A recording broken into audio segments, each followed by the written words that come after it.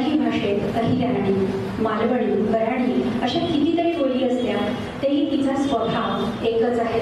या भाषेत आपलेपणा आहे, ममत्व आहे.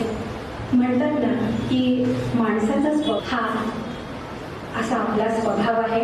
हीच आपली ओळख आहे, हीच आपली ताकद आहे आणि हीच आपली मराठी भाषा आहे. पुन्हा एकदा सर्वांना मराठी भाषा गौरव दिनाच्या निमित्तानं शुभेच्छा देऊया.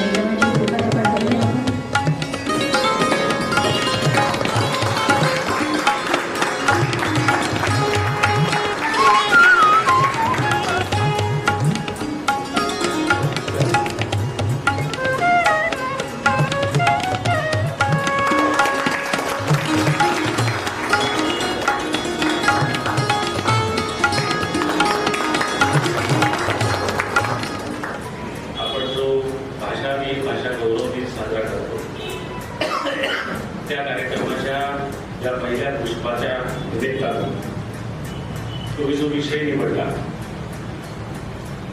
तो खूपच संयुक्तिक आहे. त्याचं कारण असं की नारायण सुर्वे हे कुसुमाग्रजांचे अत्यंत लाडके कवी होते. कुसुमाग्रजांच्या पहिल्या कविता संग्रहाला त्यांनी प्रस्तावना लिहिली होती आणि नंतर पुस्तक प्रकाशित झाल्यावर कडाडून त्यांच्यावर टीका झाल्यावर त्यांची पाठराखणही केली होती. पुढं नारायण सुर्वे सारख्या मायबाप माहीत नसलेल्या, जात धर्म माहीत नसलेल्या, गणगोत नसलेल्या माणसाच्या मुलाशी कोण विवाह करणार असा प्रश्न निर्माण झाला. तेव्हा सुर्व्यांचं पालकत्व ज्यांनी घेतलं आणि त्यांच्या मुलांच्या सोयीची जुळवल्या ते कुसुमाग्रजच होते. त्याच्यामुळं कुसुमाग्रजांचं आणि सुर्व्यांचं असं आत्मीय नातं होतं. ते त्यांना मानसपुत्र मानत होते. नुसते मानत नव्हते तर मानसपुत्रत्वाची सर्व कर्तव्य कुसुमाग्रज पार पाडत होते, कौटुंबिक कर्तव्य पार पाडत होते. त्याच्यामुळे त्या दोघांचं खूप नातं होतं. म्हणून कुसुमाग्रजांच्या जयंतीच्या दिवशी होणाऱ्या या कार्यक्रमाच्या निमित्तानं नारायण सुर्वे यांच्यावर बोलण्यासाठी तुम्ही विषय निवडावा हे त्या दृष्टीनं जास्त संयुक्तिक आहे. साताऱ्याला मी नेहमीच आलेलो आहे, नवा नाही. 33 वर्ष झाली साताऱ्याला येतोय. अखिल भारतीय साहित्य संमेलनाच्या व्यासपीठावर 33 वर्षापूर्वी पहिल्यांदा मी उभा राहिलो आणि 33 वर्षापूर्वी मी जो कविता वाचायला पहिल्यांदा साताऱ्यात उभा राहिलो तो अजून उभाच आहे, बसलेला नाहीये. साताऱ्याने एवढी मला त्यावेळेस शक्ती करून दिली आहे. या वर्षी पुन्हा 33 वर्षानंतर अप्रतिम संमेलन तुम्ही लोकांनी घेऊन दाखवलं. मला बरेच लोक म्हणाले की तुम्ही नाही आलात संमेलनाला, पण ते एक निमंत्रण नव्हतं.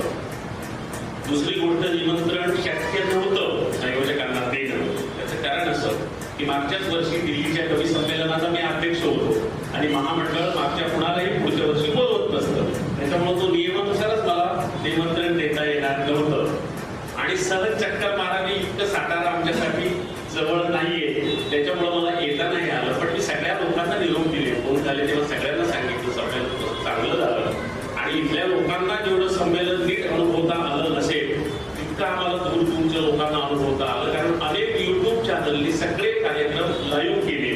त्याच्यामुळे आम्हाला ते फार सुंदर पद्धतीनं संमेलन सगळं अनुभवता आलं. आम्ही दूर दूर सुरुवातीला मी पहिल्यांदा पाहिलं केव्हा तर 1980च्या दरम्यानच.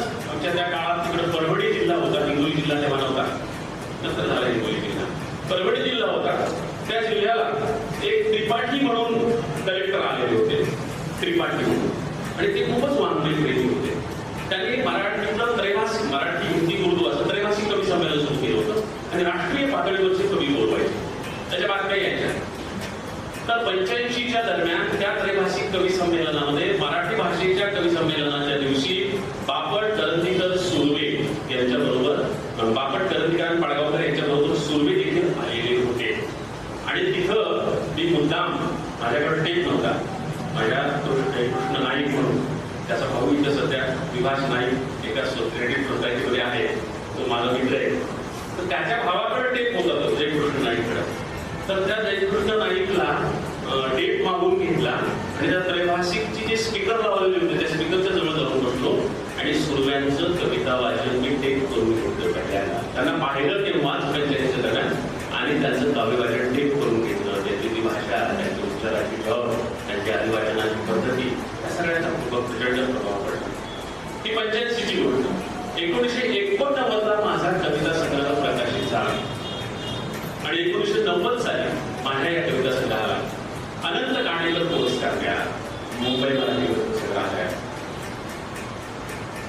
एवढा भाग्यवान कवी की तो पुरस्कार विभागून मिळाला होता त्यावर्षी, अनंत काणेकर पुरस्कार. पुन्हा कुणाला? शांताबाई शेळकेंना आणि मला. त्यांचा शेवटच्या कविता संग्रह जन्मजान्हवी आणि माझा पहिल्या कविता संग्रह पीक पाणी, आम्हा दोघांना तो विभागून मिळाला. शांताबाई कार्यक्रमाला येऊ शकल्या नाही, पण त्यांनी निरोप पाठवला पुरस्कार समितीकडं की सर्टिफिकेट मला द्या, रक्कम सगळी इंग्रजीत झाल्या. त्यांनी माझ्याकडे प्रेमच केलेलं होतं. रक्कम विभागू नका, मला फक्त सर्टिफिकेट पाठवा, रक्कम पाठवू नका. सांगायचा उद्देश त्याच्या बाबतीत वेगळा होता. त्या पुरस्कार समितीचे अध्यक्ष होते नारायण सुर्वे. माझ्या कविता संग्रहाची निवड नारायण सुर्वे, शंकर वैद्य आणि प्रभा गडोलकर या तिघांनी मिळून आम्हा दोघांची निवड केलेली होती. इथं कार्यक्रमामध्ये सुर्वे पहिल्यांदा प्रत्यक्ष जवळून भेटली. दुरून त्यांना मी 45 साली पाहिलं होतं आणि मग 90 साली मी सुर्व्यांना प्रत्यक्ष भेटलो. ते व्यासपीठावर होतेच. माझं भाषण संपल्यानंतर माझा हात हातात घेऊन ते म्हणाले, मित्रा, आमची निवड तू सार्थ केलीस. त्या ठिकाणी हस्ते पुरस्कार वितरण होतं आणि मी तिथं बोललो, माझी कविता म्हटली, तर ते म्हणाले की तुला पाहिलं नव्हतं, तुझी कविता वाचून पुस्तक वाचून आम्ही निवड केली, पण आता मला वाटायला की आमची निवड सार्थ आहे आणि काही चुकीची निवड केली नाहीये. तर ही पहिली सुरुवात भेट. त्यानंतर सुरुवातीने इंद्रजित भालेराव नावाने फक्त लक्षात ठेवलं. त्यानंतर वर्षभराने, वर्ष दीड वर्षांनी मुंबईला एक मोठा कार्यक्रम झाला इंडो सोव्हिएट कल्चरल कमिटीच्या वतीनं आणि खूप मोठं संमेलन होतं ते. मोठे सुद्धा भवनमध्ये ते झालं होतं सगळं. फार मोठी मोठी माणसं त्याला होती. करंदीकर होते, पापट होते, करंदीकर होते आणि विठ्ठल बाग होते, आणखी काही कवी होते, अरुण खोपकर होते. कम्युनिस्ट मंडळी खूप मोठी मोठी माणसं होती विचारवत होती त्या कार्यक्रमाला. नारायण सुर्वेंनी त्यांच्यासोबत निमंत्रित कवी म्हणून आवर्जून मला बोलवलं. माझी मुंबईला झालेली ती दुसरी वेळ. मुंबईची मला कायमच भीती वाटते, अजूनही भीती वाटते. त्याच्यामुळे मुंबई आणि पुण्याचे कार्यक्रम आता मी कमी घेतो किंवा शक्यतो घेत नाही. पण सुरुवाती बोलवलं तेव्हा मग गेलो दिल्लीत मुंबईला. दादर स्टेशनवर उतरलो आणि त्यांनी सांगितल्याप्रमाणे लोकल गाठून त्यांनी तिथं बोलवलं तिथं जाण्यासाठी.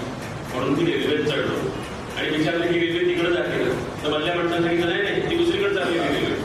तर ती रेल्वे सुरू झाली तोपर्यंत मी उतरण्याच्या प्रयत्नामध्ये फलाटावर टेकला गेलो, माझी बॅग टेकल्या गेली. मी प्रचंड घाबरून गेलो. लोकांनी मला उठवलं, माझी बॅग जवळ आणून दिली, माझे काम चुकले. तिथल्या माणसांनी मलाच विचारले की कुठं चाललाय, काय चाललंय, कुठं आलाय. मी त्यांना सांगितले की नारायण सुर्वेकडे जायचंय मला, माझा कार्यक्रम आहे. ते म्हणाले तुमचा फोन नंबर आहे का तुमच्याकडं? मग तुम्ही तरी सवरच्या बूथ म्हणून तेव्हा बूथ होते टेलिफोनचे, त्या बूथवरून फोन केला नारायण सुर्वेंना की असं असं तुमच्याकडे येणारा तुमचा एक पाहुणा तिथं पडलेला आहे, तो परेशान झालेला आहे. सुर्वे म्हणाले त्याला फोन द्या. त्यांनी फोन घेतला. मला म्हणाले की कुठं आहेस तू?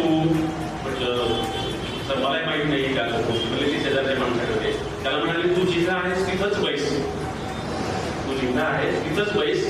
शेजारच्या माणसाला त्यांनी विचारून घेतलं की कुठली जागा आहे, कुठला स्पॉट. दादर रेल्वे स्टेशनच्या बाहेर एक खूप तिथंच बैस मी तिथे. आणि ते तिथून त्या नायगाववरून कार्यक्रमाचे मुख्य संयोजक, कार्यक्रमाच्या संयोजनाची सगळी गडबड असताना मी तिथून तिथं आले. तिथून मी घाबरलेलो असल्यामुळं माझी बॅग ती धाकटा लहान कधी, पण माझी बॅग मला नाही घेऊन गेली. तुला पुन्हा बॅग घेऊन चढता येणार नाही, फक्त माझा हात धरून माझ्या मागे घे. आणि मग घरी घेऊन गेले. आधी हॉटेलमध्ये व्यवस्था केली होती, पण म्हणले नको, आता तो घाबरलेला आहे. घरी घेऊन गेले. घरी खरं तर त्यांची सुनबाई कोल्हापूरला निघण्याच्या गडबडीत होती. तिथल्या विद्यापीठात त्यांचा मुलगा होता, निघण्याच्या गडबडीत होती. त्या सगळ्या गडबडीमध्ये इकडे ह्यांच्या कार्यक्रमाच्या गडबडीमध्ये त्यांनी मला सांगितलं की घरी तू अंघोळ करून घे. नव्याला सांगितलं याला आधी जीव घाल, तोपर्यंत मी सुनबाईला स्टेशनवर सोडून येतो आणि मग याला घेऊन कार्यक्रमाच्या ठिकाणी जातो. कोण कुणासाठी करतात?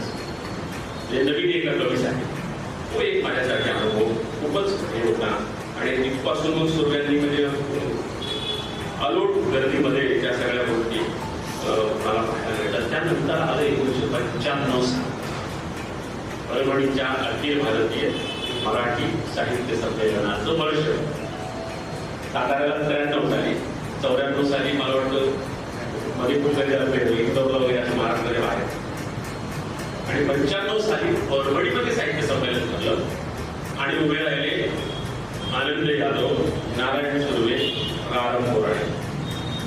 बोराडेने अर्ज मागे घेतला, नारायण सुर्वेंनी आनंद यादवांनी अर्ज ठेवला. नारायण सुर्वेंनी माझ्यावर एवढं प्रेम केलं, त्याच्यामुळे त्याचा पूर्ण विश्वास माझ्यावर. ग्रामीण साहित्य चळवळीमध्ये मी सुरुवातीपासून असल्यामुळे आनंद यादवचा सगळा विश्वास माझ्यावर. दोघांचंही वाटलं की हा आपलं काम करतो आहे. माझ्यासमोर मोठा पीच निर्माण झाला.